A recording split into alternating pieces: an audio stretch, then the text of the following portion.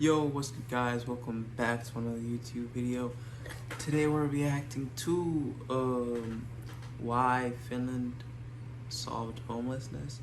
Bro, you know something I don't get about homelessness is like come on, bro. You guys got money. You guys can end this in like a couple month or years, not month, but in a couple of years they could probably end it if they wanted.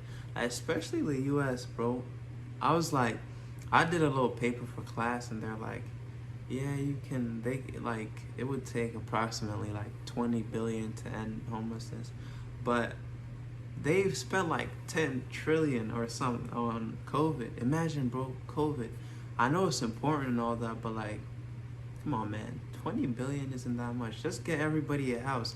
That's what really confuses me about this. Like, you guys can do it, but like you're not trying to get people houses. Why? And you know they got reasons, but you know I'll tell you more about what I think in the video. But yeah, if you're new here, don't forget to like and subscribe and recommend me more videos to react to in the link in the description. And yeah, let's watch. This episode is brought to you by CuriosityStream. Get free access to Nebula, the streaming platform built by all your favorite YouTubers, when you sign up for CuriosityStream at the link below. Okay. About 600,000 people experience homelessness in the US. Think about your own life. You might not be homeless, or necessarily even know someone who is or has been. But you certainly know someone paying too much for rent, someone having trouble finding a place to live, someone facing eviction. Yeah, bro. In New other York words, is crazy. Someone who could become homeless without much needing to go wrong. More and more Americans are joining this category every day. The truth is that in 95% of US counties, those who work a full-time minimum wage job cannot afford even a one-bedroom apartment. Change that to a two-bedroom and the entire country becomes unaffordable.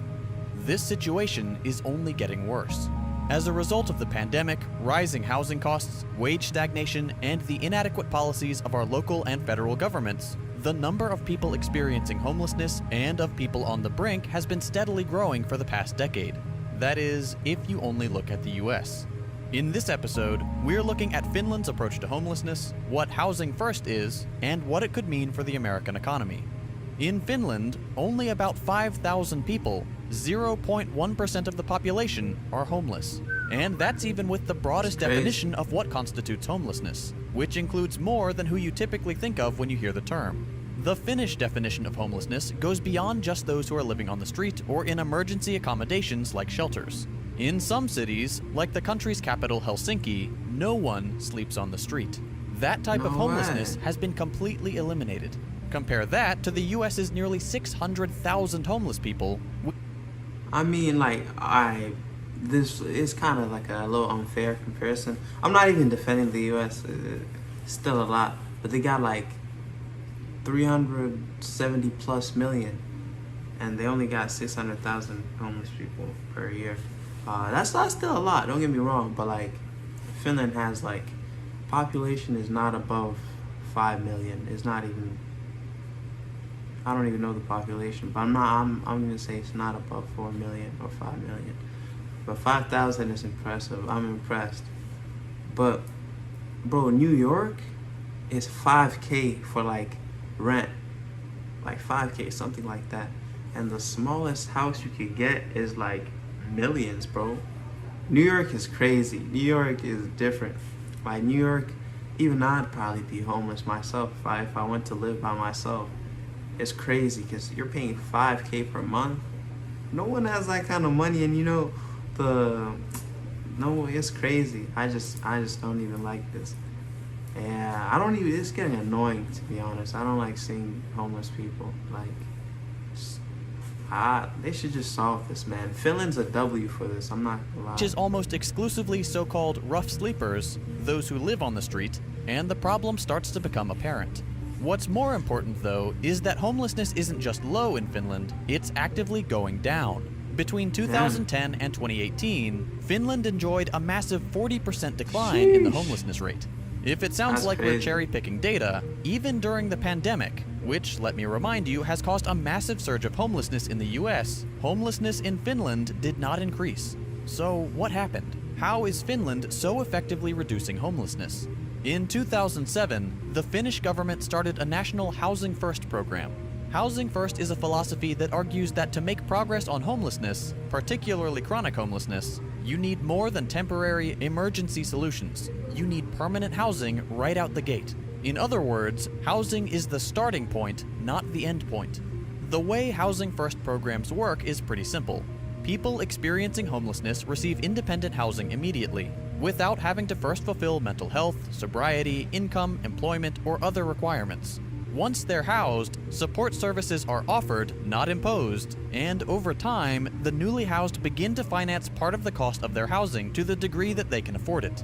It sounds pretty intuitive, but this is very different from the more common continuum of care or actually, staircase. bro, I don't get it. I don't get what he's talking about. I don't understand. I don't know. I just understood that they pay for your house. I mean, they give you permanent housing, at least. I don't. Do you even move out of those?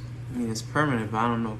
Do you move out of those? Approach we're mostly using. Hopefully not. In continuum of care This programs, is basically just homeless giving people everybody are a expected house. to make progress on any mental health or addiction issues they may have, and to pass a certain standard before being housed. In this system, housing is at the top of the staircase. These individual changes that these programs require are the sorts of things that are incredibly difficult to address when you are still contending with the anxiety of not having a home, possibly still sleeping on the street.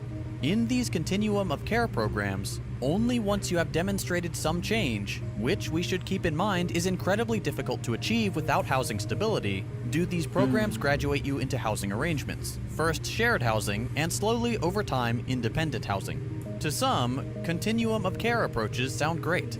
That is, in theory. They map onto our society's values of meritocracy, of security. Only those who are deserving get access to the prize of having a home. Under this mentality, if you don't have a home, it must be because you're just not good enough yet. Come back later. It should be obvious that these programs just don't work. Not only do they strip people of their agency and come with an enormous moral burden, but recidivism is high, and a huge number of people don't make it into the program in the first place because of the high barrier to entry. Compare that to Housing First. In the initial study on Housing First, back in 2000... That's kind of ironic. You saw how everybody had an American flag next to their tent, like right there next to their like tents that they were put outside, and like, yeah, America just, yeah, they're not solving homelessness. Why do you put their flag there and support them? Well, who knows why they put them there? I don't know why, but it's crazy. It's crazy, but it's kind of crazy how they got so many billions. Cause no, I'd be hearing reasons. They're like, yo, bro, like if they get everybody a house, then everybody's gonna be lazy and be like, yeah, I could just be homeless and get a free house. Yeah, I mean, I'd probably do that if things went south. But they should do what these Finnish people do. Like, yeah, get everybody to, if you quit your addiction, blah, blah, you get this. They're using some sort of psychology thing. I forgot what it was. I learned about it in class, though. Yeah, but that's crazy. I like the Finnish. A randomized trial of the two approaches decidedly shows the strength of the new program. Around half of the initially homeless group were accepted into permanent housing, regardless of their eligibility according to other programs, and they were then offered tailored and optional care for their individual circumstances. The other half went through conventional channels, and at the end of the trial, the results were clear. The Housing First group spent more time in stable housing, less time hospitalized, and results carried over for longer than when homeless people went through the continuum of care path. Within just 6 months, Housing First had virtually eliminated homelessness in the experimental group. It was a massive success. That first study was in New York, and inspired by its promising results, New York is the crazy. EU ran its own pilot programs in 5 European countries with the same outcome: secure, long-term housing stability. And now that it's been... Yeah, New York is not a good place to go check results, bro. New York, out of all places, nah, man. Go somewhere else where the rent is a little cheaper. Because New York is pretty popular. Yeah, you get like this whole room I'm in, from there to like all the way there. This is a big room. this probably be like 5K in New York. You'd have your own bed, your little sink, and everything in one place. It's one room.